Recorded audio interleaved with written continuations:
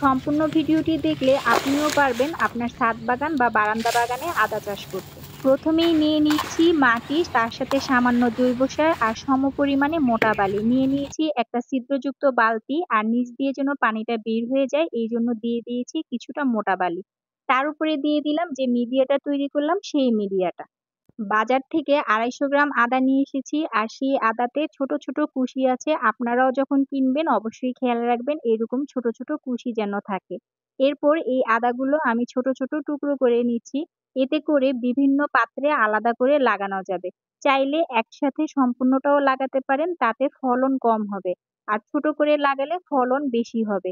এখন এই ছোট ছোট টুকরোগুলো যে মিডিয়াটা রেডি করেছিলাম সেই মিডিয়াতে একদম সিরিয়াল করে প্রত্যেকটা বসিয়ে দিয়েছি।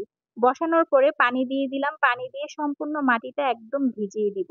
তারপরে একটা পলি দিয়ে ঢেকে দিব, ভালো করে ঢেকে দিব, আর এইটা একটা ছায়াযুক্ত জায়গায় রেখে দিব। আর যখন মাটিটা শুকিয়ে যাবে তখন আবার পানি দিয়ে দিব। ১৫ থেকে ২০ দিনের মধ্যেই চারা তৈরি হয়ে যায়। আমার চারাগুলো তৈরি হতে সময় লেগেছে ২০ দিন, মানে এই চারাগুলোর বয়স হয়েছে ২০ দিন। মাশাআল্লাহ, দেখেন কত সুন্দর শিকড় বের হয়েছে, উপর থেকেই শিকড় দেখা যাচ্ছে। এখন নিচের দিকে কেমন শিকড় হয়েছে সেটা চলেন দেখি।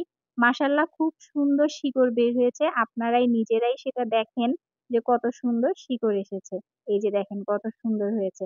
এখন এগুলো আমি সিমেন্টের বস্তায় বসাবো, আর সেটার জন্য যে মিডিয়া তৈরি করেছি সেখানে দিয়েছি মাটি, গোবর সার আর জৈব সার। আর এক বস্তাতে ২ মুঠ করে ছাই দিয়েছি, দিয়ে মিডিয়াটা তৈরি করেছি। খুব হালকা করে এই আদার চারাগুলো আমি বসিয়েছি, ৩টা বস্তায় ভাগ করে দিয়েছি। আর এখানে আমি ছত্রাকনাশক দিয়ে দিচ্ছি। ছত্রাকনাশকটা দিলে আর চারাগুলো নষ্ট হবে না।